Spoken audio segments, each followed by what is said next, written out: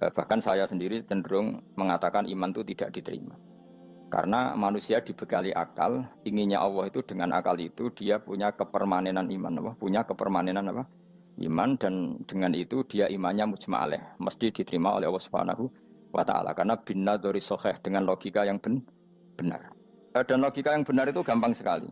Beberapa ulama tentu tahu sekali, bukan sekedar tahu sekali karena itu diajarkan Allah dan Rasul. Misalnya begini, kata Allah, saya kalau baca ayat-ayat ini itu sering nangis karena Allah yang Tuhan itu sebenarnya tidak butuh kita. Seorang lagi, Allah yang Tuhan itu tidak butuh kita, juga tidak butuh iman kita. Tapi Allah ingin hambanya itu berakal ya, karena agama itu liqaumi yaqilun, sehingga berpikirnya benar. Misalnya gini kata Allah.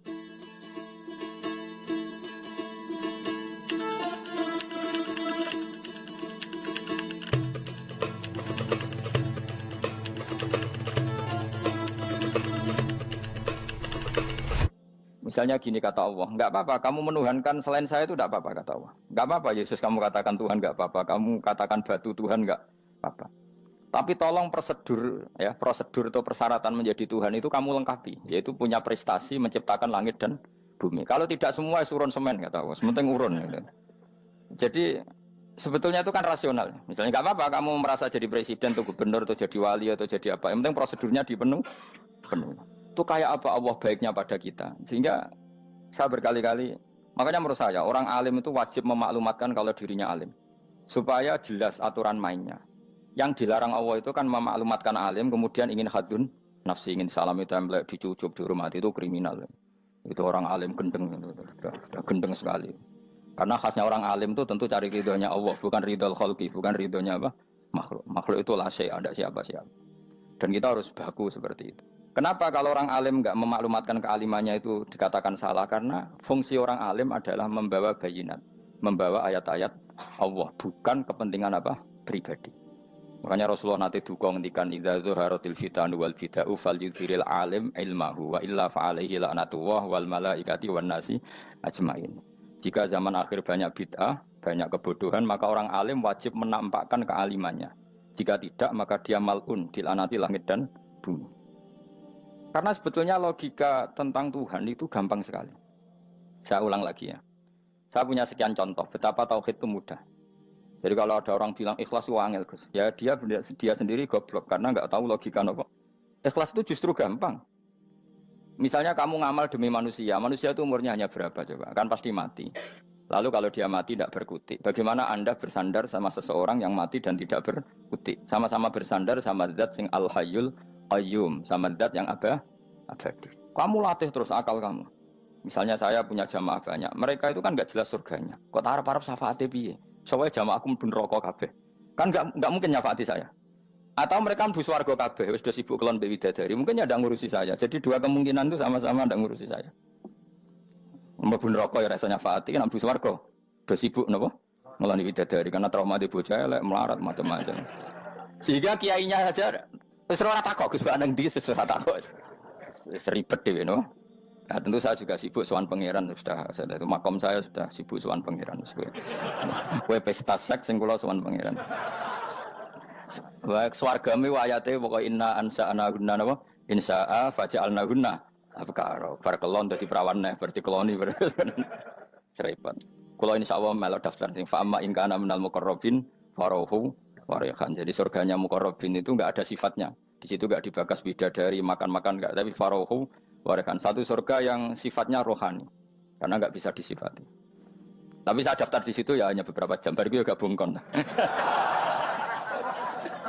Sawangane kok taruh rasane wong ayu juga keberatan. Ya tapi saya tentu punya dua kelas, saya punya kartu premium dan ekonomi. Saya enggak tertarik lah daftar yang premium dok, nanti repot apa. Saya itu sering nangis kalau baca ayat seperti ini. Bagaimana Allah yang Tuhan kemudian tidak butuh apa-apa, tapi Allah saking baiknya itu membuat tatanan logika kita. Saya tidak akan bosan-bosan sampai sowan Allah. Bahkan andaikan saya masuk surga dengan faham ini, saya milih faham ini. Karena faham ini itu menguntungkan agama. Li'ilai kalimatillah. Sementara masuk surga itu hadun nafsi. Banyak ulama mengatakan, kenapa Anda tidak ingin mati? Padahal Anda mati masuk surga. Katanya, saya takut kehilangan momen sujud. Karena sujud adalah hak Allah. Sementara surga itu hakun nafsi. Keinginan saya. Tentu saya mendahulukan hak Allah ala hakin nafsi. Itu makam-makam yang... Dan itu nggak bisa Kamu copy paste. Orang yang pada kelasnya akan merasakan seperti itu. Dan kamu tidak perlu minat, malah paham. Jadi sudah dengar saja, apa? Dengar saja. Begini misalnya, saya berkali-kali bilang, kenapa ulama dulu, saya ini kan di Sarang juga ngajar tauhid, dulu saya ngajar kubrul yakiniyat, di beberapa madrasah, termasuk di Sidogiri saya juga ngajar tauhid. Di sini saya ngajar tafsir, tapi yang saya titikkan juga tauhid. Begini, saya hidup di dunia ini, terutama saya memang ingin menerangkan tauhid, sebagaimana Allah menerangkan. Begini ya, Jubair bin Mut'im, saya tidak bosan-bosan cerita ini, Jubair bin Mut'im itu termasuk dahiyatul Arab, cerdas-cerdasnya orang Arab. Dia ditunjuk sebagai negosiator untuk membebaskan Asra Badrin, tawanan perang Badar yang kalah dan ditawan Rasulullah dan para sahabat. Kemudian harus ditebus dengan uang. Oke, disepakati terus. Singkat cerita Jubair bin Mut'im itu datang ke Madinah. Dulu karena tidak ada hotel, tidak ada penginapan, ya memang nginepnya orang musyrik itu di masjid. Ya sehingga itu lazim saja. Kamu tidak usah jadi liberal kemudian bilang musyrik boleh di masjid, ya tidak perlu seperti itu. Kamu juga tidak perlu goblok mengatakan nggak ada ceritanya orang musyrik nginep di masjid karena ya ada tarehnya seperti itu. Jadi tidak perlu goblok, ya tidak perlu liberal. Paham ya? Kalau kamu bilang, wah nangono wong musyrik oleh nginep di masjid, kamu liberal. Padahal konteksnya karena sejarahnya pernah ada. Milih di goblok apa liberal? Apa milih jelas? Enggak milih aja, ngaco aja. 01 apa 02 apa 00. Milih mana? Goblok, liberal, enggak milih. Nah, ketika Jubair bin Mut'im itu datang, delalah Nabi itu sholat maghrib ngimami. Nabi baca surat Wattur wa kitabim mastur fi rabbim mansur wal baitil ma'mur. Kemudian di pertengahan surat At-Tur itu kan ada ayat yang menurut saya itu sangat bagus. Sehingga di kamar saya, di rumah saya itu tak figur ayat itu. Bahwa kita harus dilatih berpikir. Kata Allah memulai argumentasinya, am khuliqu min ghairi syai'in. Apakah kejadian alam raya ini seisinya tentu diciptakan tanpa sebab. Misalnya begini, alam raya ini kata orang nihilisme atau komunis atau orang-orang paham nihilisme, itu kan dimulai dari ketiadaan. Logika ini kan goblok sekali. Berarti kalau alam ini kadung wujud, kamu kan tahu kan langit bumi sekarang kan wujud. Ya, langit bumi sekarang kan jelas wujud. Berarti logikanya adalah al-adamu yakhluqu makhlukon, sesuatu yang enggak ada menciptakan sesuatu yang itu kan aneh. Di mana-mana al-adam ketiadaan itu tidak mungkin yakhluqu syai'an atau yu'athiru syai'an. Di mana-mana ketiadaan itu tidak mungkin mengefeki sesuatu yang ada. Wong kamu sebut tidak ada itu berarti tidak mungkin bisa berbuat apa-apa karena namanya tidak ada. Sekarang alam raya ini dimulai dari ketiadaan. Terus kamu simpulkan sesuatu yang enggak ada menciptakan yang ada, itu gendeng apa enggak? Oh, gendeng sarap itu. Orang usah dipatahin wong gendeng, sebarno yang mau mati dewi. Jadi makanya Quran menanyakan mereka, am khuliqu min ghairi syai'in. Apa alam yang kadung wujud ini kemudian disebabkan oleh sesuatu yang tidak ada? Lalu kalau sesuatu yang ada pasti diwujudkan oleh yang ada. Nah, karena yang ada ini pencipta harus berstatus super. Nah, super ini oleh ulama disebut wajibil wujud. Maka Allah bersifat super, wujud yang paling prima, yang kausa prima. Karena pencipta tentu kelasnya harus di atas yang diciptakan. Makanya disebut, ulama dulu menyebut Allah itu apa? Wajibil wujud. Karena pencipta tentu lebih dahulu. Maka harus disifati awal atau qadim. Awal atau qadim. Kayak apa Allah mendidik kita? Am khuliqu min ghairi syai'in. Terus Allah bilang gini, ya gak apa-apa, yang menciptakan gak saya, gak apa-apa kata Allah. Tapi amhumul khaliqun, kamu saja yang menciptakan, gak apa-apa. Tapi syaratnya kalian juga harus merasa pernah ikut menciptakan langit bumi. Am khalaqus samawati wal ardh. Jadi, enggak apa-apa kamu merasa Tuhan, enggak apa-apa. Yang penting kamu merasa ikut nembok langit, ikut ngecor apa? Langit. Jadi pokoknya ikut bikin. Terus kata Allah, bala yukinun, kamu tak suruh merasa menciptakan langit bumi, kamu juga enggak merasa iya. Memang ya mereka merasa enggak kan? Akhirnya Jubair bin Mut'im saking enggak kuatnya. Am khalaqus samawati wal ardh bala yukinun amin dahum khuzun. Sama Allah dibombardir seperti itu. Dia datangi Rasulullah, ya Muhammad, logika itu tidak meninggalkan akal saya. Matarok tali akli nasian. Akal saya habis Muhammad. Saya iman saja. Saya tidak cukup punya logika untuk melawan argumentasi ayat yang kamu baca. Saya iman saja. Terus iman. Makanya kalau ada logika nihilisme bahwa sebelum alam ini adalah ketiadaan, lalu pertanyaannya bagaimana mungkin ketiadaan menciptakan yang ada? Di mana-mana ketiadaan itu la yu'atsiru syai'an wa la yakhluqu syai'an. Jenenge wae tiada. Tiada itu ya enggak ada fungsinya, ya enggak ada efeknya, enggak ada prestasinya. Ya pokoknya namanya enggak ada ya enggak ada. Nah, ini penting saya utarakan. Terus di sini Allah mengulang lagi, enggak apa-apa yang lainnya kamu katakan Tuhan jadi mitra saya enggak apa-apa. Tapi tolong kata Allah, aruni madza khalaqu minal ardi, tunjukkan ke kami prestasi dia ikut bikin bumi. Kita tahu misalnya Yesus, Isa lahir di bumi. Bumi sama Yesus dulu mana? Dulu bumi, dia lahirnya di bumi. Lalu dia melata di bumi, jalan-jalan. Kemudian dia mengatakan ini bumi Tuhannya saya. Jadi bumi kok enak, dhisik aku sih. Tua aku sih, bodoh-bodoh pangeran aku dong. Lebih apa? Tua. Jadi Allah itu gampang sekali. Nah sekarang orang iman itu kuat semua. Makanya ndak wali-wali. Imane mbek Allah taklid, njaluke aneh-aneh, njuk bojo ayu, sugih, jabatan. Bela Allah secara hujah aja enggak pernah, sudah minta. Makanya kita hidup di zaman yang saraf masal. Lho kula njaluk pangeran akeh-akeh kuwi, coba kamu bela Tuhan tuh pernah bela apa? Bela Tuhan tuh gampang dengan argumentasi al-hujjah yang supaya agama ini tamkin fil ard, benar-benar mapan dalam logika. Yaitu tadi di mana-mana yang namanya sebab itu amrun wujudiyun, di mana-mana sebab itu sesuatunya harus wujud. Paling tidak kita sudah menolak nihilisme. Apa? Nah, nihilis. Lah wujud karena wujud awal harus berstatus prima. Lah prima itu dalam bahasa ulama disebut wajibil wujud.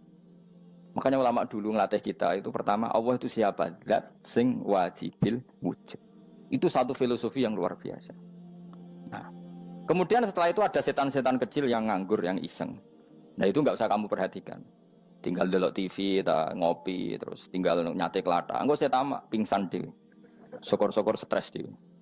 Dugaan saya setan saya gue pingsan, kurang gizi. Karena memang setelah itu setan itu udah gini. Lalu sebelum Allah jangan-jangan ada wujud yang lain. Lalu Allah sendiri awal mulanya gimana? Kata Nabi, jika ada pertanyaan seperti itu kamu harus berhenti. Tinggal delok TV atau tinggal delok dangdutan.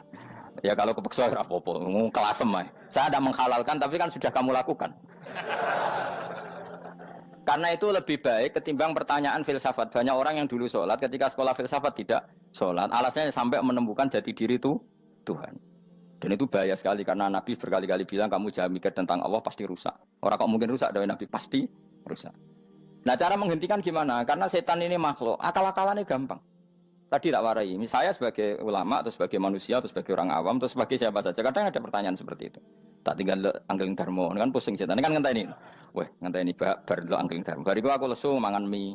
Bar mangan mie waret turu. Kan dia ngenteni terus. Mau bikin was-was lagi. Ternyata saya sibuk kan enggak bisa masuk dia. Bangun tidur aku selali pertanyaan tadi. Dinteni. Nah, dia masuk lagi aku sibuk ngajak anak jalan-jalan. Jadi saya kalau jalan-jalan di pasar itu wis enteni tan santai wae. Itu memang resep dari Rasulullah. Jangan sampai orang terjebak filsafat yang sampai menanyakan eksistensi Tuhan. Dan dia tidak mau iman, tidak mau sholat, tidak mau puasa sampai menemukan Tuhan itu siapa. Itu jelas minas syaitonir rajim, itu perilaku setan. Makanya Rasulullah setiap ditanya sahabat gitu itu Nabi guyu-guyu. Dan guyunya Nabi itu kata Nabi, baguslah kalau kamu takut Tuhan kalah kata Nabi. Nabi gojok gitu. Maka ada ulama yang punya seni berargumentasi yaitu Imam Ghazali. Jika setan tanya kamu lalu sebelum Allah jangan-jangan ada wujud yang sebelum Allah. Kata Imam Ghazali, ya itu saja yang Tuhan. Yang Allah ini enggak jadi Tuhan. Ya berarti wujud sebelum Allah itu yang benar-benar Allah. Kalau kamu bayangkan lagi, jangan-jangan sebelum itu ada wujud lagi. Ya itu saja yang benar-benar Allah. Sehingga tetap Allah itu menang terus. Paham ya? Yang jelas jangan sampai didahului Adam. Karena kalau didahului Adam lebih ngeri lagi. Karena sesuatu yang enggak ada menciptakan yang ada. Itu lebih buruk lagi menurut akal. Menurut apa akal? Daripada kamu nggak salim Imam Ghazali, tinggal saja ndelok. Tadi ndelok sinetron. Itu yang lucu aja. Ndelok sing lucu-lucu. Ndelok apa? Mencari Tuhan. Pokoknya sing aneh-aneh, sing goblok-goblok, sing lucu-lucu, sing perane wong apa? Lha saya sering diprotes saya. Gus Salim jenengan kok sering ndelok sinetron sing ana dialog wong goblok-goblok. Wong goblok ku menarik cara kula. Apa ya?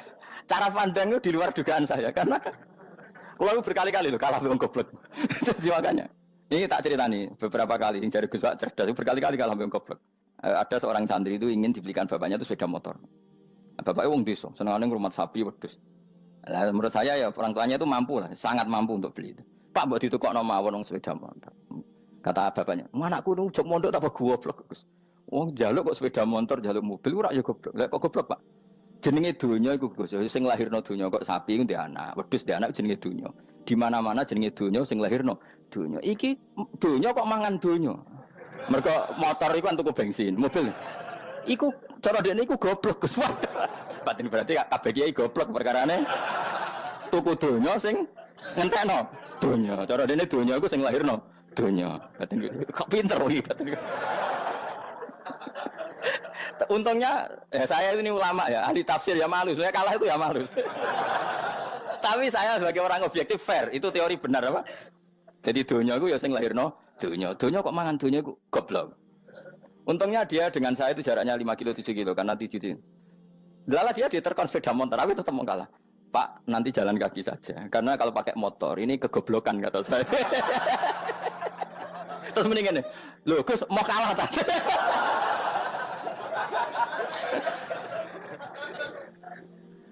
Wah kacau.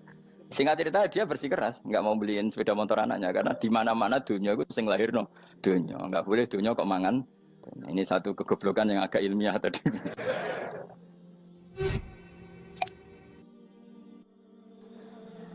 Nah, Imam Asy'ari juga ngalami hal yang sama. Imam Asy'ari itu punya, kita kalau ahli sunnah kan dua partai ya. Ya dalam ahli sunnah itu hanya ada dua partai juga. Kalau nggak Asy'ari ya Maturidi. Ya, dan sama-sama alim. Ya kalau terpaut ya paling 5%, 7% ya. Kealimannya Asy'ari dan Maturidi. Imam Asy'ari itu bikin logika yang jelimet seperti saya sekarang ini. Logikanya yang jelimet, tapi permanen. Jadi yang saya ajarkan tadi itu logika yang jelimet tapi apa? Permanen. Karena tadi alam raya ini kadung wujud. Kalau kadung wujud pasti pewujudnya yang menciptakan wujud pasti adalah kewujudan. Karena al-adam la yu'athiru syai'an. Di mana-mana kenihilan tidak yu'athiru syai'an. Ya sepakat ya, gampang kan? Tentu wujud ini prima disebut wajibil wujud. Lalu Imam Asy'ari itu bersikeras. Kalau imanul muqallid itu tidak diterima. Sebanyak keberatan ulama, tapi Nabi nyatanya yaktafi bi imanil Arab al-khalina anin nadur. Nabi nyatanya mencukupkan imannya orang-orang Bedui yang mereka itu kayaknya tidak bisa mikir. Ya, Nabi yaktafi bi imanil Arab itu wong desa al-khalina anin nadur yang mereka itu tidak bisa apa? Berpikir. Ingat cerita Imam Asy'ari survei. Coba ayo kita tanya orang-orang kampung. Ternyata kegoblokan orang kampung itu ya ilmiah, masyhur itu. Imam Asy'ari saja harus belajar dari wong awam, wong goblok-goblok tadi. Kita kok ingin ya Badawi bima araf tarubak. Kowe kok iman be Allah itu bima araf tarubak. Lalu kamu tahu Tuhan kamu atas nama apa? Dengan logika apa? Jawabnya enak. Al-ba'ratu tadullu 'alal ba'ir wa atharul aqdam yadullu 'alal masir. Angger ana tletong ya ana ontane. Angger ana bekas delamaane wong ya ana sing bar liwat. Jadi misalnya ada bekas teracak anjing, berarti anjing habis liwat. Ada bekas apa ular ya berarti ular harus liwat. Ada bekas tercak manusia ya berarti manusia habis liwat. La wa hadzal alam atharun min athari qudratillah. Alam iki bekas mesti ana sing gawe. Jadi Mas Ari pinter juga, mesti logikane gak jelimet tapi memang agar ana tletong ana sapine. Ana teracake wong berarti ana sing bar liwat. Dia ngomong gampang wa atharul aqdam ya dulu alal masir. Nah, terus Imam Asy'ari habis itu ngendikan, ya sudahlah dengan logika apa saja. Meskipun karena zori hadal Arabi sebagaimana cara berpikir Bedui ini, sementing ada natur. Apa ada? Ada natur. Ya natur apa saja. Misalnya orang ahli matematika mungkin bilang angka dimulai dari 1. 0 itu akal-akalane Khawarizm. Mereka ini kebingungan nulis 10. Tapi tetap angka itu dimulai dari 1. Kalau misalnya 1 untuk mecah kesulitan ya harus dimulai 0,1. Tidak bisa 0 tok. Jadi 0 dulu itu untuk mematahkan kalau jumlah itu tidak sampai 1. Tapi faktanya jumlah itu kan pasti 1 karena dimulai dari wajibil wujud. Khawarizm itu ya pintar matematika. Saya juga punya ilmu hisamnya Khawarizm. Itu kan dia karena kebingungan angka pecah. Misalnya 1 tidak sampai 2. Mau tidak mau harus ditulis 1,5 misalnya. Paham ya? Lalu kalau sebelum 1 tetap dia harus 0,5. Lalu hakikat 0,5 itu kan bagian dari wujud apa bagian dari Adam? Tetap bagian dari wujud. Jadi 0,5 itu kan khayal kuliah. Tawari ya. Mungkin saya ada ahli matematika ala wong kampus, tapi saya tahu Kang, ala Islam itu lebih gampang. Misalnya gini. Sesuatu itu kadung kamu putuskan itu satuannya 1. Tentu ketika separuh kamu katakan baru separuh. Tapi sebetulnya ketika satuan itu kamu katakan 10, yang separuh itu sudah 5. Itu kan terserah sing bagi, no? Terserah sing bagi. Ya iya dong, misalnya 1 juta, 5, 5-nya artinya apa coba? 500 ribu kan? Sekarang kalau 100 ribu, 5-nya jadi berapa? 50. Kalau 1,5 jadi. Nah itu kan terserah satuannya apa? Tapi tetap dari 0,5 itu tetap menunjuk sesuatu yang wujud. Yaitu 5-nya sebetulnya apa? 5 yang separuh tadi. Paham sih kalau maksud? Tetap nggak bisa sesuatu dimulai dari apa? 0. Nah, makanya kata Abdul Hamid Khan kalau dalam mendidik tauhid, itu gampang saja tadi. Alam raya ini kadung maujud, kalau kadung maujud pasti disebabkan oleh sesuatu yang wujud. Karena wujud pencipta harus berstatus prima. Lah prima ini atau premium ini kita sifati wajibil wujud. Atau kamu katakan apalah kausa prima atau musabibul asbab. Nah kelirunya kita dalam berislam itu, kritiknya para ulama, kita ini nyebut Allah dulu baru menceritakan status Allah. Kalau zaman Nabi itu dibalik. Status wajibil wujud itu kita terangkan dulu, baru yang oleh Islam itu namanya Allah. Paham ya? Kan beda, misalnya gini logikanya gini, kamu ketemu orang ateis, saya ulang lagi, kamu ketemu orang ateis, terus kamu ditanya, lalu alam ini yang menciptakan siapa? Allah Jalla Jalaluh. Mesti kan tanya, man huwa Allah, Allah itu siapa? Kalau dulu Islam mengajarkan enggak gitu. Surat pertama turun apa coba? Iqra. Iqra itu enggak nyebut kata Allah. Iqra bismi rabbika. Rabbika itu siapa? Alladzi khalaq. Sebutlah nama Tuhan. Yang berhak menyandang Tuhan adalah zat yang pencipta. Itu tidak ada kata Allah. Di surat Mudatsir, surat kedua. Ya ayyuhal mudatsir kum fa'anzir wa rabbaka fakabbir. Bukan Allah fakabbir, wa rabbaka fakabbir. Sehingga cara berpikir gini dibalik. Sebutlah Tuhan kamu. Tuhan itu siapa? Yang berstatus Tuhan adalah zat yang berstatus pencipta. Nah, lalu pencipta ini oleh Islam dinamai Allah. Kalau orang ateis kamu langsung bilang Allah, man huwa Allah. Berarti pertanyaannya Allah itu siapa? Lalu kamu jelaskan Allah adalah pencipta, Allah adalah wajibil wujud. Tentu lebih gampang kamu terangkan. Makanya Al-Qur'an menerangkan amkhuliqu min ghairi syai'in. Manane saya di sini manane ya Allah. Apa?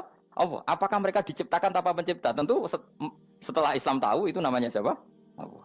Paham ya? Kalau balen malih. Jadi sebetulnya Quran itu ngajari kita itu ilmu mantik yang luar biasa. Misalnya ya Yuhanna su'budu siapa? Rabbakumul ladzi khalaqakum walladzina min qablikum.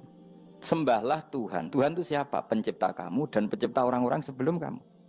Lalu Tuhan ini oleh Islam dinamai.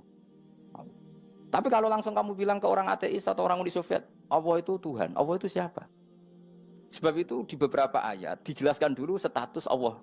Sifatnya Allah, keakhasan Allah, keakhasan Tuhan. Yang dikatakan Tuhan adalah zat pencipta. Kalau tidak pencipta berarti tidak Tuhan. Sekarang Yesus pencipta bumi apa enggak?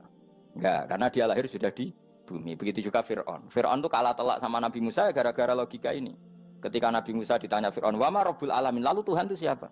Kata Musa, rabbus samawati wal ardi, yang menuhani langit dan bumi. Jadi Fir'aun, enggak, ma'alim tulakum min ilahin wa irisa, jalan-jalan kemana-mana yang dikatakan Tuhan oleh masyarakat saya kok.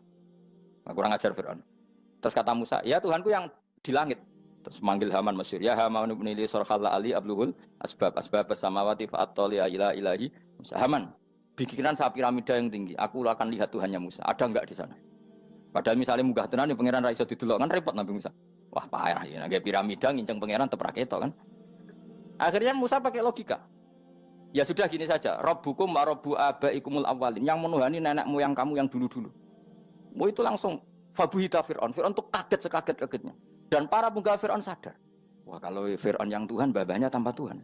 Kan Tuhannya balita kan gitu kira-kira. Tuhannya balita. Tuhannya barulah. Itu kan jadi logika yang mematikan. Kalau Fir'aun Tuhan berarti babanya dulu yang wujud itu tanpa Tuhan. Karena Tuhannya baru lahir. Ini ada Tuhan kok datang terlambat ini kan. Akhirnya para penggawanya Fir'aun iman. Macam gendeng ya, Fir'aun itu gendeng. Itu pentingnya logika. Rabbukum wa rabbu abaikumul awwalin. Nah sekarang orang tuh nggak belajar logika. Iman bi Allah orang mantep ning ati, cek iso diguncang setan, jalukane wis aneh-aneh. Jaluk swarga, jaluk gak mutu cara. Gak mutu. Makanya banyak wali kalau ditanya, kamu masuk surga sama sholat milih mana? Milih sholat. Kenapa milih sholat? Di surga itu demi khadun nafsi saya, pora-poya saya. Tapi kalau saya sholat itu untuk hakku. Saya sebagai hamba, identitas kesejatian saya adalah menghamba. Soal nanti Allah bikin bonus surga silahkan. Maka sebenarnya masuk surga itu ada urutannya. Sebagai orang alim saya urutannya adalah berkampanye sesering-seringnya, membuat logika supaya orang mudah ke Allah dan Rasul. Makanya di Quran tuh gak ada orang disuruh masuk surga dulu itu ya Tuhan nafsul mutmainnah irji'i ila rabbiki. Kamu kembali ke Tuhan kamu dulu. Bahwa kamu makhluk yang butuh Tuhan. Fadkhuli fi ibadi. Kamu masuklah berstatus hamba dulu. Kesetatusan Anda sebagai hamba ini matangkan dulu. Bahwa saya ini hamba. Dibuktikan dengan suka sujud, suka ngamal, suka sedekah, suka tawadhu. Saya sebagai orang alim sebenarnya gak suka mulang. Karena takut. Nak kue pinter kok nyanyi aku, nak goblok sawangannya metodeku gagal kan dua-duanya ini merugikan saya sebetulnya.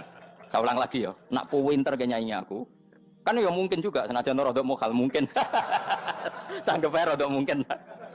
Pemenang nak sing ndik kan yo, biasanya hasut ndik. Mau itu sebenarnya rugi semua, tapi Allah yang memerintahkan hak wong alim kudu mulang. Perhitungan itu tak buang semua. Sing ape nyanyi nggih monggo, sing tetep goblok nggih monggo. Semoga Allah ngutus mulang ya napa? Mulang. Meskipun tadi potensinya itu dua-duanya buruk, sing alimnya ini. Kemudian nak mubalek terus didol ilmu kurang royalti tambah parah lagi. Nah, aku nggak pakai logika ikhlas. Pakai logika selesai semua. Disuruh Allah ya sudah. Seorang lagi ya. Makanya saya minta ya. Surat Tur itu dibaca. Makanya baca Quran itu jangan terlalu egois, jaluk swarga. Statusnya dulu itu fadkhuli fi ibadi. Kehambaan Anda posisikan yang mantap. Lagi wadkhuli jannati. Sekarang enggak dibalik orang ini masuk surga dulu. Kayak surga di kapling. Terawih arang-arang we jaluk Lailatul Qadar. Lailatul Qadar wis kliwat. Wingi wis Dzulhijjah wingi ben Pak. Sebagian ulama berpendapat Lailatul Qadar itu fi kulli sanatin. Apa fi kulli? Karena Lailatul Qadar berdasar nuzul Quran dan nuzul Quran itu bisa saja hari Arafah, bisa hari apa. Ada ulama mengatakan Ramadan, tapi bisa tanggal 1. Nah, kamu kan pemalas ikut yang partai 21, 23 karena kan wis akhir-akhir kan wis enteng. Sebenarnya Anda milih 21 berdasar ilmu apa berdasar enak anak terbatas waktunya kan? Kan lebih sempit apa? Lebih apa? Sempit. Ya saya ulang lagi ya. Jadi Allah kalau ngajarkan hujah itu gampang sekali ya. Tadi amkhuliku min ghairi syai'in. Enggak apa-apa saya ada Tuhan kata Allah. Tapi kamu harus punya logika. Alam raya ini diciptakan tanpa pencipta. Mau enggak kamu punya logika seperti itu? Bahwa alam ini yang wujud diciptakan oleh sesuatu yang tidak wujud. Mau enggak kamu punya logika itu? Enggak mau kan? Namanya wujud tentu diciptakan super wujud. Dan super wujud itu wajibil wujud. Dan itu Tuhan kita yang oleh Islam dinamai Allah. Bang, makanya nyebut Allah itu di surat-surat awal Quran tidak ada. Coba, awal surat Quran itu surat apa coba? Iqra kan? Iqra itu ada enggak kata Allah? Enggak ada. Iqra bismi rabbika. Rabbika itu siapa? Allazi khalaq. Surat Mudatsir sama. Ya ayyuhal mudatsir qum fa'anzir wa rabbaka fakabbir. Ya sudah seperti itu. Ya ayyuhan nasu ubudu rabbakum. Rabbakum itu siapa? Allazi khalaqakum. Nah, kita ini keliru metode. Pemene wong tukang wiridan Allah. Tapi ora roh Allah iku sing sapa? Ya dia Allah. Dia nyifati Allah mau sing ngekei swarga, sing ngekei duit, sing ngekei widadari. Jadi Allah disifati sesuai selera yang menguntungkan dia. Bahwa Allah ini yang ngampuni saya, kemudian saya masuk surga, kemudian ngeloni widadari. Makanya kalau dia jadi wali tak demo, tak laporkan MK. Suluh.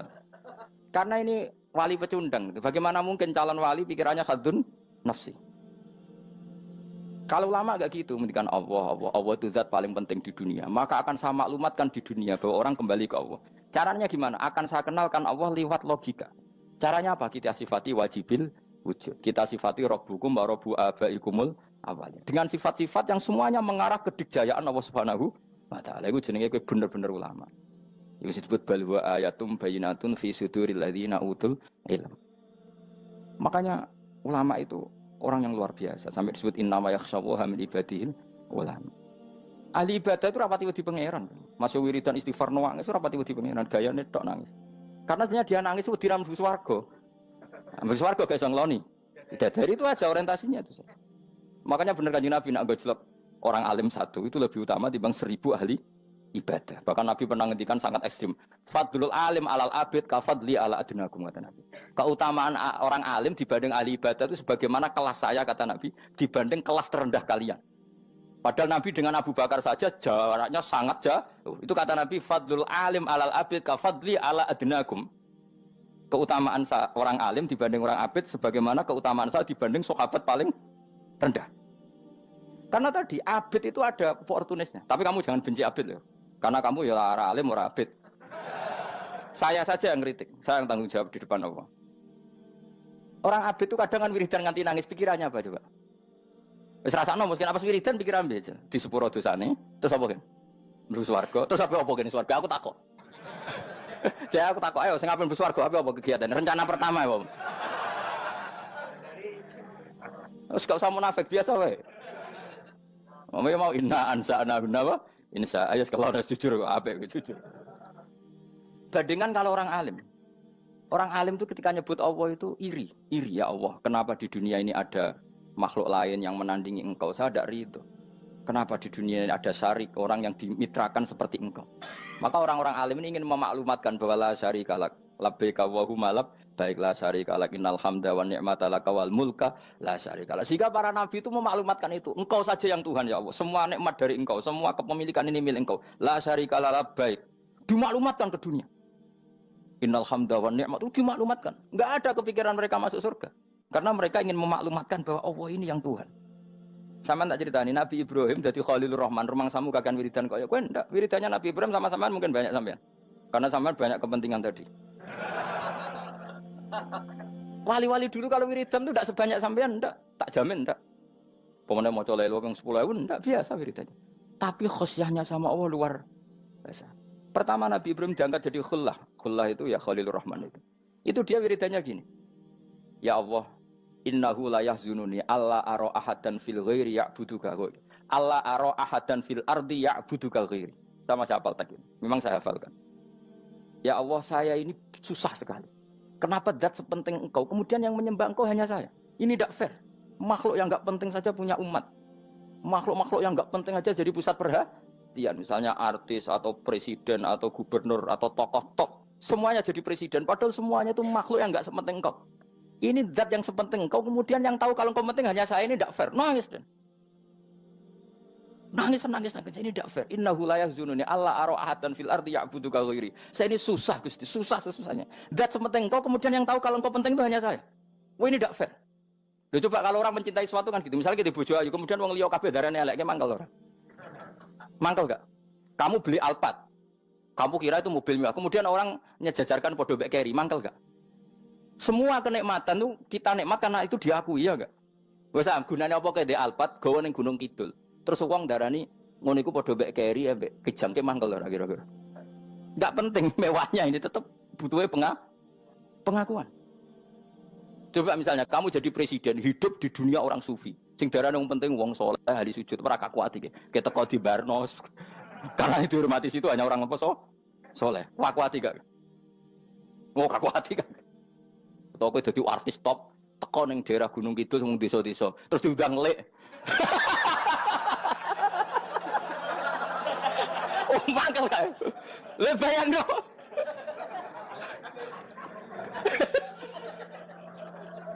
Oh, kamu menteri top, menteri BUMN bareng dolan itu iso diundang lek. Matus walang lek ngono. Oh, mangkel. Karena orang keren itu butuh pengakuan apa? Wes misalnya di bojo ayu terus wong liya kabeh darane eleke mangkel gak? Sebetulnya orang merasa nikmat itu karena pengakuan. Bayangkan andekan orang itu melihat Alphard itu tidak wow. Orang punya Alphard gagah enggak? Oh enggak gagah. Kalau orang lain enggak bilang apa? Oh. Ya mau misalnya digoning desa terus ana wong desa nganggap kamu model tepak terus saya mau badhe numpang wedhus kula angsal Pak. Kagak ati. Habis kan.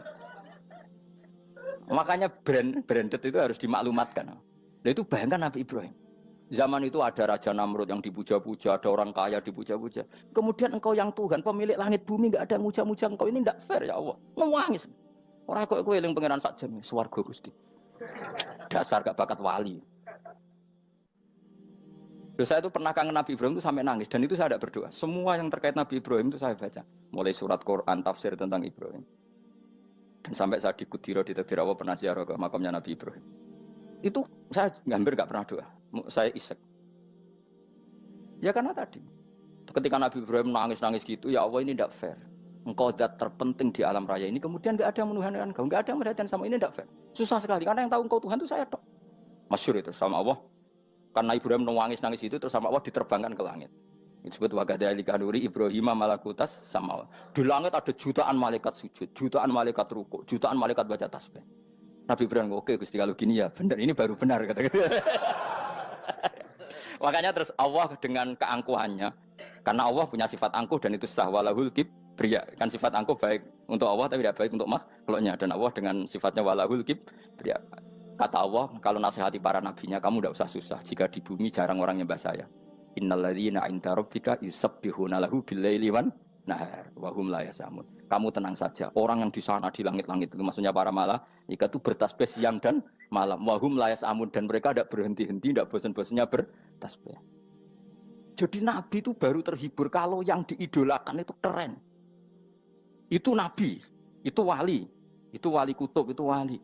Kamu enggak nyebut Allah itu sebenarnya kamu kan enggak ingin kan bangun malam ingat Allah berhubung utamu akeh terus Allah mbok libatno mbok nyaur kan sebetulnya itu kamu ingin jadi bupati sebenarnya kamu enggak kangen Allah kamu ingin jadi bupati terus Allah mbok jak koalisi kan gitu terus malam-malam Allah Ya Allah ini hambamu ya Allah minta ini. Sebenarnya kamu kangen Allah apa kangen keinginan kamu? Ya, terlalu menyindir banyak orang ya. Maksudnya ini cerita saja.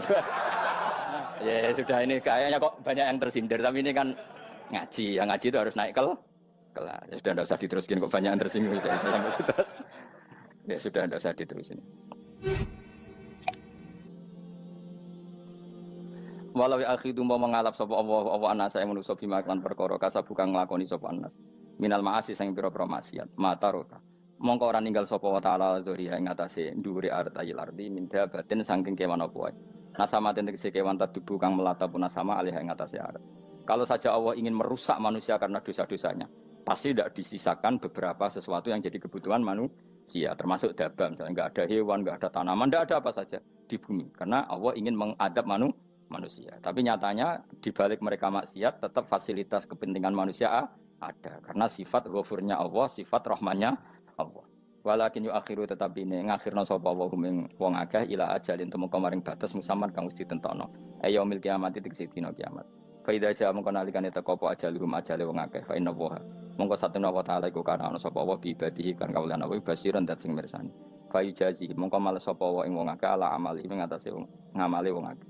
Carane ngemales Allah tentu profesional atau prosedural bi isabatil mukminin kelawan ganjar wong mukmin wa iqabil kafirin lan nyiksa wong kafir.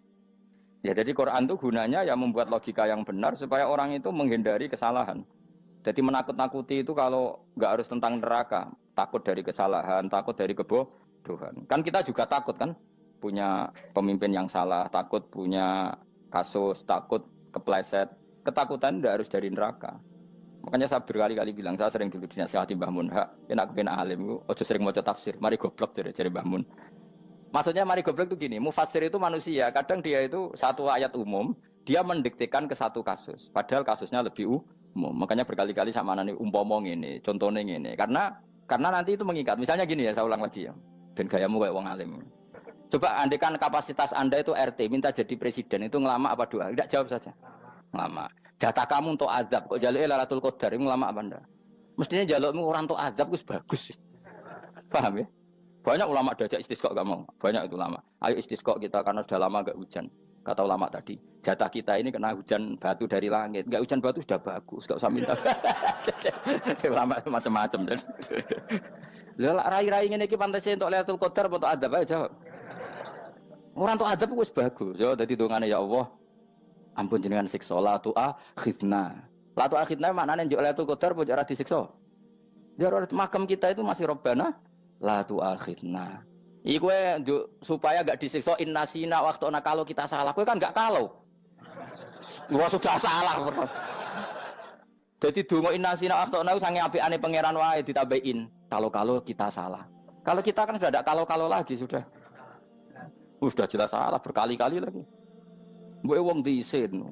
Njulak jaruk Lailatul Qadar gak diisin. Tapi oleh wong pangeran apian. Pangeran kan tapi misalnya pengiran ora aku luwe apian timbang aku. Jadi sowe disahno permintaan. Tapi gak dikabulno. Mau disahno tapi ora usah apa? Disahno iku iman jalin yen goblok piye meneh kok macam-macam. Makanya doa paling fair itu ya Rabbana dzalamna anfusana wa lam taghfir lana wa tarhamna lanakunanna. Makom kita itu di sepuro pangeran. Sing bener donga wong tarawih lho ning Tuban ning Jogja wis bener apa innaka afuwun karim tuhibbul afwa fa'fu anna. Ora ana guru-guru kita donga, ya Allah anilna lailatul qadar ya Allah. Ka ora sarahku kiye kita ora ana ngajarno ngono ya Allah innaka afuwun karim tuhibbul afwa fa'fu anna. Jenengan kandat sing kathah nyepurane lan seneng nyepuro impun jenengan sepuro. Iku wis bagus sudah. Udah bagus. Ora lailatul qadar kira-kira delok srengenge. Terus delok angin. Angger daerah Gunung Kidul banter terus aneh-aneh. Mbok wong tahu diri, maksud kula nggih tetep minta Lailatul Qadar tapi tahu diri. Misalnya suwe bar sedekah, poso bar salat 1000 rakaat terus utang mesti sahur. Ambek togo-togo sing mbok dolimi jaluki sepuro. Pas kowe tenan mergo wis ngrasa ora dolim, nduk Lailatul Qadar. Tapi kira ngrasa ora dolim wis ujug sombong. Wong sombong ora berhak meraih. Lah terus piye Gus? Ora piye biasa wae, pokok biasa wae. Makom kita ora kena adab itu sudah luar biasa. Ora penuh adab piye. Wis ngene iki luar biasa, napa? Luar. Mun nang ngandel kula. Wis ngene iki keadaan seperti ini terus. Soale dongane wae Rabbana la tu'akhidna in nasina wa akhtana. Itu jadi itu sudah luar biasa. Nah, ini kan teruskan dawuh Mbah Mun ya.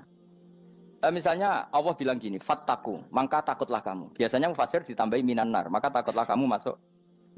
Sebetulnya yang perlu dihindari dari kita, takut itu ya, takut salah, takut bodoh, takut terdolimi, takut mendolimi orang lain, takut hidup tidak ada gunanya. Tapi mufasir tentu milih yang populer, takutlah kamu dari api neraka. Coba misalnya gini, kita nanti masuk surga. Kemudian zaman di dunia kita tidak pernah berkampanye ya atau berkontribusi untuk agama Allah. Cara saya itu izin. Kata Imam Malik, saya masuk surga. Kemudian orang yang mencintai saya masuk surga itu saya malu.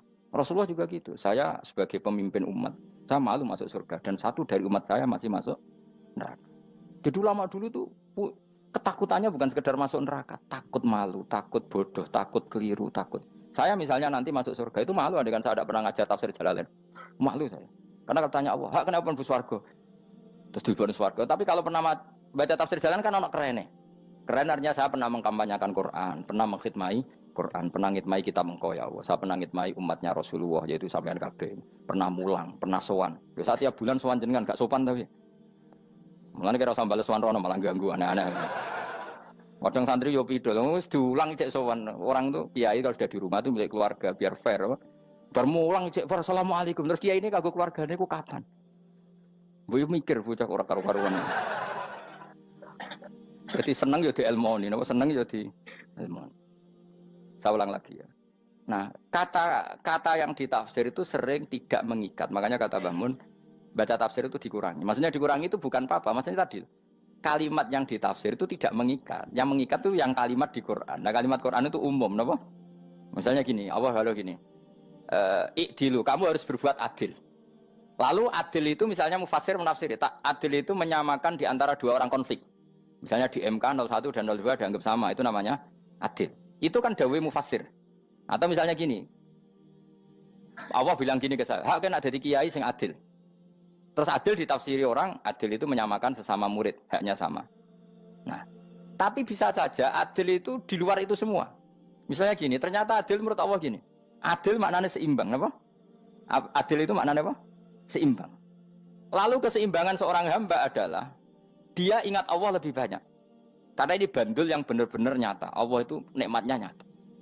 Sehingga ketika saya sebagai orang alim, ingat saya alim itu karena Allah. Dikasih ilmu Allah, dikasih cerdas Allah. Dikasih semuanya dari Allah. Sehingga saya itu tidak merasa kumuluhur pada kalian. Karena semua ini dari Allah. Kemudian Allah sendiri yang memerintahkan, kamu harus mengajar. Maka saya ada Arab-Arab salam template sampeyan, penghormatan sampeyan, apresiasi sampeyan. Karena saya hubungannya hanya dengan Allah Subhanahu. Itu namanya adil, meletakkan sesuatu proporsional. Itu juga adil namanya. Makanya seseorang itu nggak bisa dikatakan abid selagi belum tahu kalau ibadahnya minallah. Jadi misalnya ke ibadah tok, ternyata kamu yakin itu ibadah kamu, amal kamu, itu belum abid. Abid hakikat adalah alhamdulillah alladzi hadana li hada wa ma kunna linahtadiya laula an hadana. Ketika kita sujud yakin ya Allah alhamdulillah jenengan menakdir saya sujud. Saya sholat alhamdulillah engkau menakdir saya sholat. Sehingga minallah dulu, pikiran itu semua kebesaran kemendahan hari ini minallah dulu. Baru setelah minallah kita yakin billah. Setelah billah juga yakin ilallah. Wah. Misalnya gini ilallah itu. Setelah saya ngajar tafsir Jalalain, kepentingan saya satu. Hamba-hambanya Allah menjadi tambah mencintai Allah. Tidak mencintai saya, enggak penting sama mencintai saya. Makanya Imam Syafi'i tiap ngajar bilang begini. Wadidtu annal khalqa ta'allamu hadal ilma wala yahmadunani.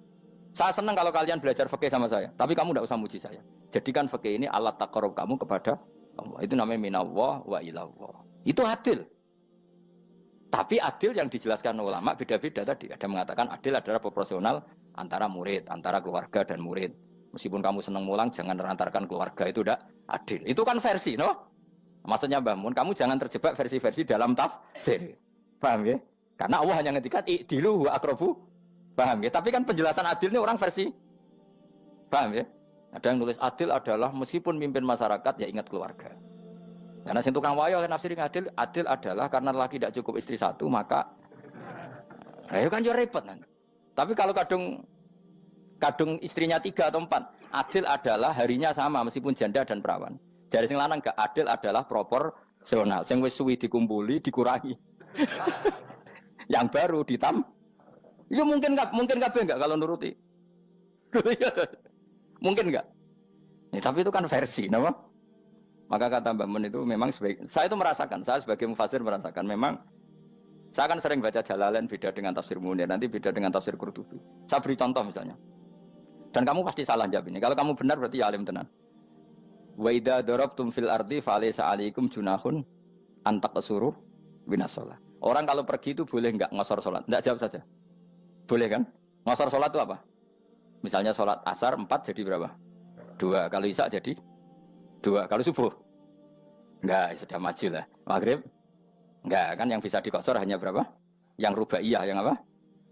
Berarti kamu yakin? Antak suruh minas sholat artinya 4 jadi 2, yakin? Enggak, jawab saja. Yakin. Nah itu termasuk orang pinter. Ya. Berarti ilmu lagi sak trip.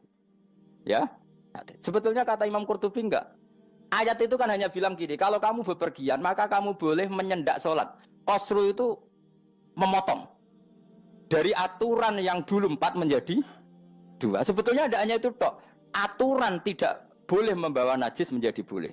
Aturan harus tumak ninah menjadi tidak harus tumak ninah. Misalnya kamu sholat dalam keadaan perang, wajib tumak ninah apa boleh sambil lari-lari? Boleh sambil lari-lari. Boleh gak ketika perang kamu sholat sambil menghadap tidak ke kiblat? Boleh. Makanya antak suruh minas sholat maknanya apa? Jika kamu pergi, maka dalam konteks itu kan perang ya. Ayat itu memang konteksnya perang. In khiftum ayyaftinakumul ladzina kafar. Jika kamu dalam keadaan perang, maka boleh memangkas apa yang pernah wajib dalam aturan sholat. Paham ya? 4 menjadi 2. Keharusan menghadap kiblat menjadi tidak wajib. Membawa najis sholat sah enggak? Enggak kan? Tapi kalau dalam perang, kemudian pedang kamu ada najisnya, boleh dibawa enggak? Boleh. Jadi maknanya taksuru, a'ammu min ayakuna qasra sholat, wa a'ammu min ayakuna wajibati sholat yang sekarang enggak wajib. Semua itu namanya juga meringkas kewajiban. Berarti nak mana nih, jika kamu dalam keadaan perang, maka boleh memangkas sesuatu yang dulu wajib menjadi tidak wajib. Yang dulu haram menjadi boleh. Tapi mufassir mencontohkan qasru sholat hanya 4 menjadi 2. Dong ya? Oh ya, nanti alim ngono tenan wis dokter tafsir sah. Engko tak iku sudah dhewe. Tapi perlu orang lain ngakui. Jadi itu contoh kecil. Jadi mufassir karena kebetulan dia tahunya hanya qasru sholat itu 4 jadi 2, dia itu. Padahal di tafsir lain diterangkan qasru itu artinya menyingkat atau mencendak atau memangkas. Dulu wajibnya sholat itu nggak boleh bawa sesuatu yang najis. Tapi kalau sholat dalam keadaan perang dan pedang kamu ada darahnya, boleh nggak dibawa? Boleh. Bahkan Allah menyuruh dibawa. Dan boleh nggak madhep kiblat.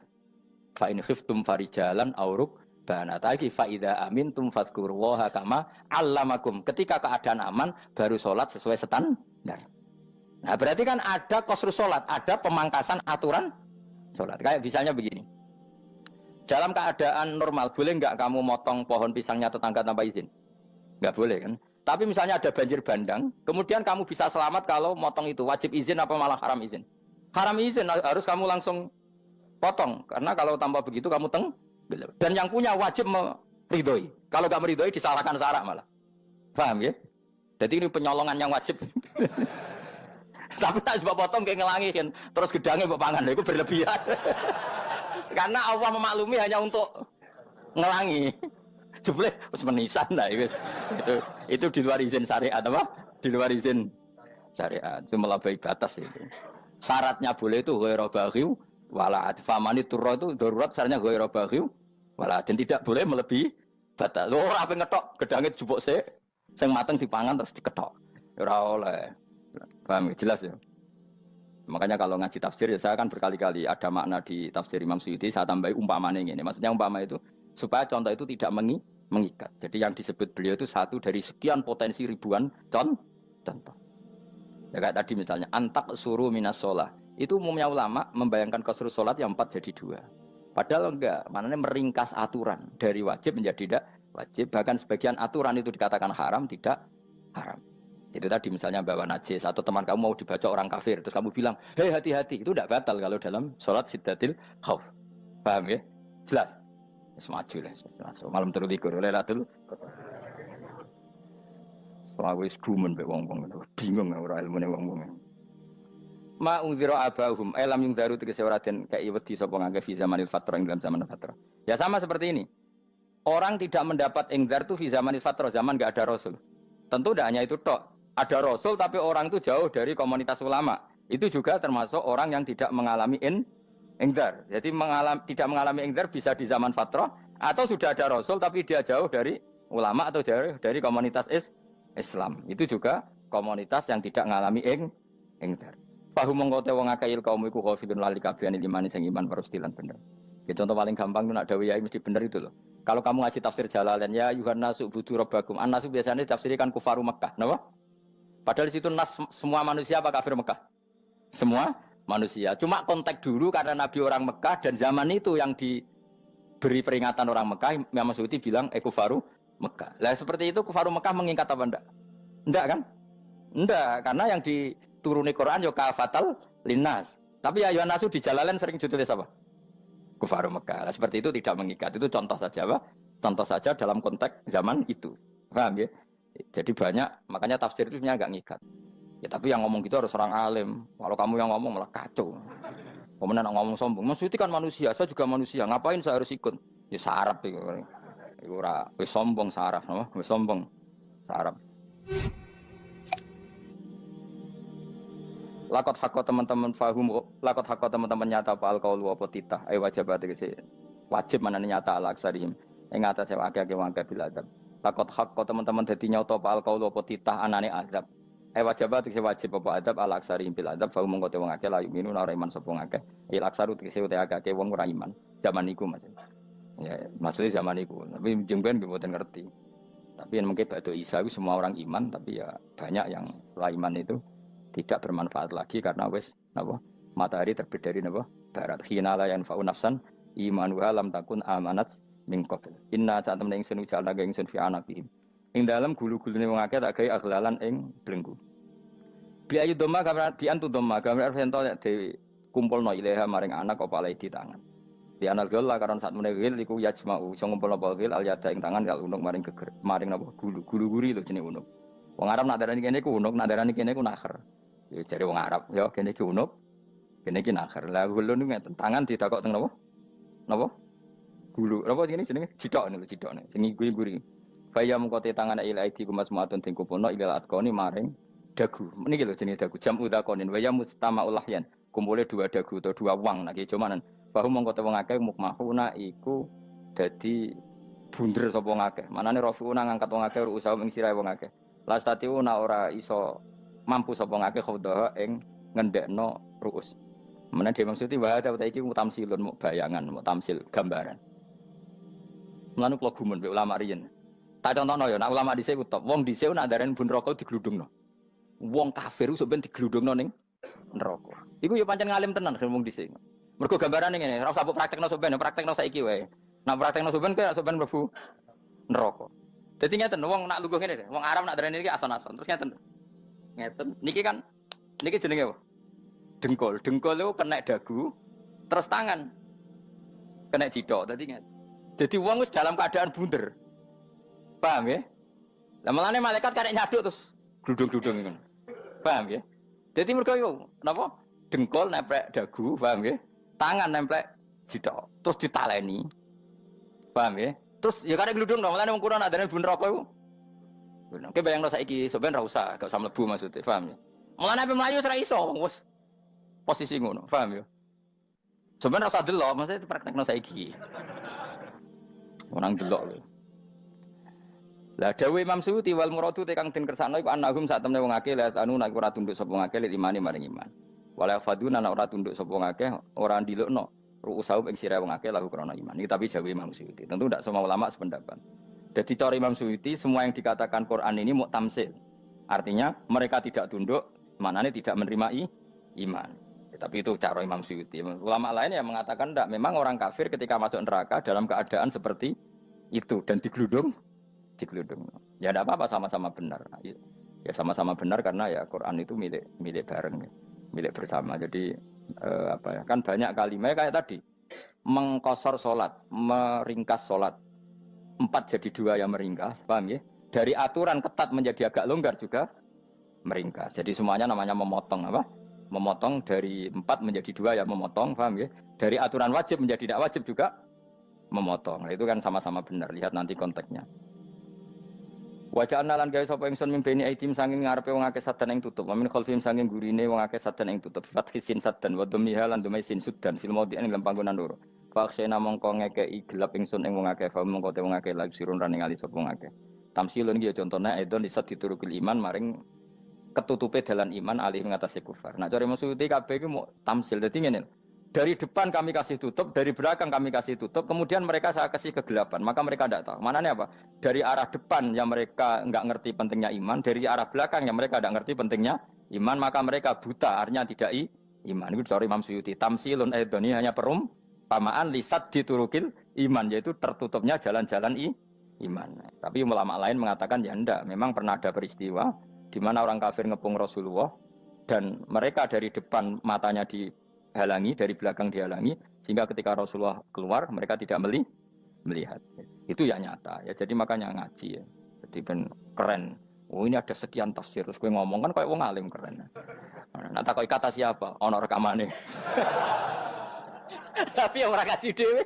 Nah tak kata siapa? Ada rekamannya. Lah aku takut ada kata siapa Gus? Tak dudono kitabe. Lah aku dudono rekaman. Iku apik zaman akhir kan wis maju. Soale sing rido kan. Enak kok Kang jadi orang alim enak. Nanti itu jadi orang alim ya rugi. Tadi nanti kan gitu. Syabdul Qadir masuk surga. Entah ini gelombang kedua dan para penggemarnya. Jadi akhirnya sing alim tenan yang mlebu swarga, sing kedua dan para penggemarnya. Iku ora usah alim Kang, cukup penggemar. Dia tahu sebenarnya rugi kan. Gus Pak masuk swarga kedua dan para penggemar. Waduh. Terus jebule padha ae. Itu saking rahmane Allah. Kenapa? Kan masyhur itu hadis itu. Rasulullah itu ada sahabat nangis, enggak bisa tidur nangis. Berhari-hari enggak bisa tidur nangis. Hanya karena ingin punya satu pertanyaan. Lama-lama ketemu Nabi, ya Rasulullah saya sudah berhari-hari enggak bisa tidur, ingin menanyakan ini tapi tidak berani. Coba kamu tanya saja. Ya Rasulullah, saya ini kalau mati, engkau kan suatu saat dipanggil Allah. Saya tidak ketemu engkau. Makanya mumpung sekarang saya tak melihat wajah engkau sekuat-kuatnya, sepuas-puasnya. Kata Nabi ya. Terus, kenapa? Ya kalau engkau di surga, saya di neraka kan enggak ketemu lagi. Atau kalaupun engkau di surga kan kelasnya beda, kan enggak ketemu lagi. Jadi kemungkinan dua-duanya itu enggak ketemu. Kata. Karena tadi bisa saja, ya artinya Nabi karuan di surga, saya di neraka enggak ketemu. Atau engkau di surga, saya di surga pun beda kelas, ya enggak ketemu. Terus kata Nabi, enggak begitu aturan mainnya. Almar'u ma'aman ahabba. Orang itu sesuai yang dia orang bersama orang yang dicintai. Jadi ya saya harus ikhlas kalau kamu saingi nanti. Ya takdir no. Wasawana ni padha uga ali ngatasi wong akeh angger tau te ngekek peringatan sira gumeng wong akeh tahqiqil hamzatain angger ta. Wa ibdali saniyati alifan angger ta humata sili ala nasil hamzah wa itu khali alifan wa pun alif binal musahalan dan hamzah sing ditasil wa ukhra lan ya wa tarqi lan tinggal itu khol. Amlam tungfirhum wong ra wis bakat kafir mbok elingno cek rambu elingno tetep layu minun ora gelem iman. Lah sing iman iku sapa inama tungziru ang mestine ngelingno sira. Maksude yan fa'u tegese manfaat apa ing daruka peringatan sira. Peringatanmu manfaat man ing wong ittaba kang anut sapa man atikra ing Qur'anil Qur'an tegese Qur'an. Wa khasyalan wedi sapa man ar-rahman ing Allah Rahman bil ghaibi padahal ora roh pangeran. Ya khofa tegese wedi sapa wong ing Allah toh walam yara ora ningali sapa wong ing Allah. Lan bil ghaibi itu apa? Takut Allah dalam keadaan toh dia tidak melihat Allah lang. Mereka tak tafsiri bil ghaibi barang gaib ning Indonesia terjemahnya hantu. Melihat alam gaib itu maknanya apa dalam bahasa Indonesia? Hantu. Maknanya bil ghaibi rata terjemah apa? Ya namanya ini wa khosyalan di sapa wong ar-rahman ing wasirman bil ghaibi padahal dene ora roh langsung. Ya ora usah diterjemah ya. Terjemah dadi apa? Barang gaib malah repot. Wa basiruhu mongko ngeke berita gembira sira ing man bimaghfiratin kelawan pengemuranan wa ajrin dan ganjaran karimin kang terhormat. Orang yang seperti itu yang ngikuti Quran dan takut Allah itu layak mendapat maghfirah wa ajrin karim wa ta'ala jur karim wal jannatu swarga. Inna satamna ingsun wa nahnu ya ingsun iku nuhyi uripna ingsun almauta ing wong sing mati libak sikra nafas. Wa naktubulan nulis ingsun fil lauhil mahfuz ma ing apa wae kodamu kang nglakoni sapa ngake fi hayatihim. Di lauh mahfuz apa yang pernah kamu lakukan ditulis min khairin kaapian wasari dan kaelean li yujazau supaya diwales sapa ngake alih ing atase iki. Wa atharahum lan yo tak tulis bekas-bekas kelakuanem. Matek saya perkara ustun kang digawe sunah apa bima badam sak usum ngake. Jadi perilaku kamu ditulis setelah kamu mati ya masih ditulis yaitu bekas-bekas sunnah kamu yang pernah kamu lakukan. Jadi misalnya kok penemu judi, selama ada orang judi ya kamu dapat, paham ya? Paham ya? Loro gak? Makanya ulama ngendikan dulu tubalil amwat, tubaliman mata wa matat ma'ahu dunubuh. Bejo wong mati, kemudian dosa-dosanya melok mati pisan. Maknanya dia mati dalam keadaan tidak pernah melahirkan sunnah keburukan, paham ya? Tapi bejo wong sing mati, kemudian dia meninggalkan sunnah kebaikan yang diikuti terus. Kok sampean ini lho bener. Gak paham jalan lah, nggo jalan ngatur ngaji. Sehingga sampean anak gak paham lah ya gowo. Lho kok gowo jalan cung dhisik bapak ra paham lah ya gowo. Itu sudah bagus. Apa? Bagus. Berarti pokoknya anut anak ya anut. Wah, pokoknya keren, pokoknya keren sampean keren. Jadi nanti sampean anak tuku jalanan takoki, Pak, kok tuku jalan dhisik bapakku ning lemari iki ono jalanan. Lah tapi dhisik bapak paham yo ora ya paham bodoh. Wes stop, stop. Jelas ya gitu, anak tubuh mangkot damu wa atharoh. Makanya sisa-sisa amal kita, bekas-bekas amal kita semuanya adalah ditulis sampai Allah Subhanahu wa taala. Mulane kula kepengin jenengan nate syukuran, pisan-pisan nate syukuran. Pertama anak kita bisa sholat. Guling-gilingan banyak orang syukuran perkara ulang tahun. Kenapa pertama anak kita bisa sholat, kita tidak pernah apa? Syukuran. Padahal sholat itu yang menjadi identitas anak kita, kehambaannya ila yaumil qiyamah. Mbok ya orang itu gitu. Sehingga nanti anak kita tuh senang sekali. Itu saya itu kalau agak marah, itu anak saya yang paling kecil, baru umur 6 tahun. Itu tahu-tahu bilang, "Pak, saya sudah sholat." Karena dia tahu, saya itu paling terhibur kalau ada berita sudah sholat. Jadi itu penting, supaya orang itu tahu orientasinya bapak itu sholat. Jadi jangan sampai terus anak kita kalau ulang tahun syukuran, tapi pas sholat kita dingin-dingin saja. Lama-lama anak kita berperasaan sholat itu tidak penting. Buktinya apresiasi bapak biasa saja. Itu contoh kecil. Sehingga nanti tertanam, anak kamu tertanam, nanti cucu kamu tertanam. Jadi itu namanya asar apa? Asar. Jadi harus seperti itu. Jadi ya itu namanya asar. Makanya Nabi Ibrahim nggak berani minta uang sama Allah, minta rezeki nggak berani. Tapi kalau dia menyebut sholat dulu baru berani. Rabbana liyuqimus sholah faj'al afidatam minan nas tahwi ilaihim warzuqhum, kata Ibrahim, supaya mereka kuat sholat ya Allah. Enggak apa-apa kamu kasih makan, supaya kuat sholat. Karena kalau Nabi Ibrahim hanya berdoa, ya Allah kasih mereka makan. Nah, digo zina, gue demenan, gue judi. Nabi Ibrahim melok dosa. Makanya dimulai Rabbana liyuqimus sholat, supaya mereka kuat sholat ya Allah. Enggak apa-apa mereka kasih makan. Tadi supaya ini sholat jadi pokok. Kenapa kita makan? Supaya kuat sholat.